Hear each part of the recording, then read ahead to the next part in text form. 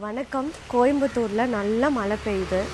ஒரு மழை நாளில் வாசிக்க தெரியாமல் இருப்பவன் தான் மிகவும் பரிதாபத்துக்குரிய நபர் அப்படின்னு பெஞ்சமின் ஃப்ராங்க்லின் சொல்லியிருக்காரு. நம்மெல்லாம் பரிதாபத்துக்குரிய நபராங்க. குடுன்னு ஓடி போய் ஒரு புக் எடுத்தாச்சு. நம்ம படித்தா போதுமா? எல்லாரும் படிக்கணும்ல.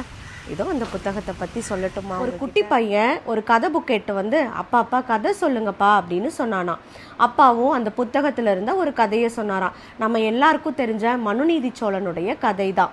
மனுநீதி சோழன் நீதி தவறாத ஒரு அரசன். அவனுடைய அரண்மனை வாசல்ல ஒரு மணி இருக்கும். அந்த மணியை அடிக்கிறவங்களுக்கு பிரச்சனைன்னு வரவங்களுக்கு சரியான தீர்ப்பை வழங்குவார். ஒரு நாள் என்ன பண்ணுறாரு, மனுநீதி சோழனுடைய மகன் வேகமாக தேரை ஓட்டிட்டு போய் அந்த வழியாக வந்த ஒரு கண்ணுக்குட்டி மேலே தெரியாமல் ஏற்றி கொண்டுடுவா. அப்படி உடனே இந்த தாய் பசு வந்து அந்த அரண்மனையின் வாசலில் இருக்கக்கூடிய ஆராய்ச்சி மணியை அடிக்குமா. உடனே அரசர் வெளியே வந்து என்னன்னு கேட்கும்போது இந்த விஷயத்த சொன்னோன்னையும் அரசர் என்ன தெரியுமா தீர்ப்பு தருவார், என்னுடைய பையன் பண்ண மாதிரியே என்னோட பையனை தேர்கால கீழே படுக்க வச்சு பலியாக்கிடுறேன், மரண தண்டனை கொடுத்துட்றேன் அப்படின்னு சொல்லி தீர்ப்பு தருவாராம். உடனே அந்த தீர்ப்பையும் நிறைவேற்றிடுவாங்களாம். இந்த கதையை சொன்ன உடனே அந்த பையன் ரொம்ப ஆச்சரியப்பட்டு போனானா. அப்பா அதோட நிறுத்தாம, தம்பி நீயும் மனுநீதி சோழன் மாதிரி நீதி தவறாமல் இருக்கணும்னு சொன்னாங்களாம். பையன் கொஞ்சம் நேரம் யோசிச்சுட்டு கேட்டானா, ஏன்பா இது உண்மையாக நடந்ததாப்பா அப்படின்னு கேட்டானா. அப்பாவும் சொன்னாங்களா ஆமாம் அப்படின்னு. எப்பப்பா அப்படின்னு கேட்டானா. ரொம்ப வருஷத்துக்கு முன்னாடி இது நடந்தது தங்கம்னு சொன்னாராம். ஏன்பா அப்பெல்லாம் மிருகங்களுக்கு 6 அறிவு இருந்ததாப்பா, ஏன்னா மணி அடித்தா நீதி கிடைக்கும்னு எப்படிப்பா பசுமாட்டுக்கு தெரிஞ்சிச்சு அப்படின்னு கேட்டாராம். அப்பா உடனே திருன்னு முழிச்சிட்டு அதெல்லாம் அந்த காலத்தில் அப்படி தான் நடந்துச்சு அப்படின்னு சொன்னாராம். உடனே இந்த பையனுடைய அக்காவும் கூட சேர்ந்துக்கிட்டு, ஏன்பா கதை விடுற, அந்த காலத்தில் எப்படிப்பா 6 அறிவு இருந்ததா விலங்குகளுக்கு, இப்போ ஏன் இல்லை? அப்போது அவன் தெரியாமல் தானே அந்த கண்ணுக்குட்டியை ஏற்றி கொன்னான், அது ஒரு ஆக்சிடென்ட் தானே.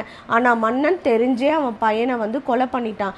அப்போ அந்த மன்னன் மேலே தான் கொலை கேஸு போடணும்னு சொன்னானாம்.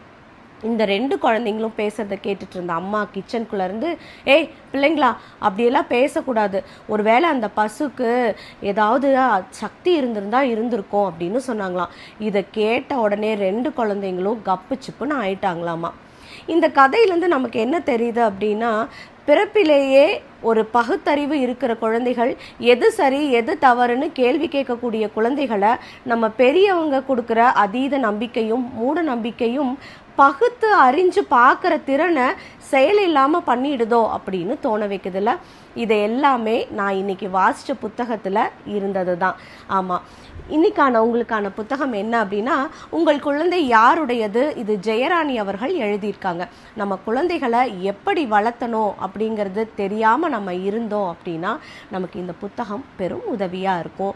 எனக்கு என் பிள்ளையை எப்படி வளர்க்கணும்னு தெரியும், யாரும் சொல்ல வேண்டிய அவசியம் இல்லை அப்படின்னு நீங்கள் நினச்சாலும் இந்த புத்தகத்தை தான் ஒரு முறை வாசித்து தான் பாருங்களேன்.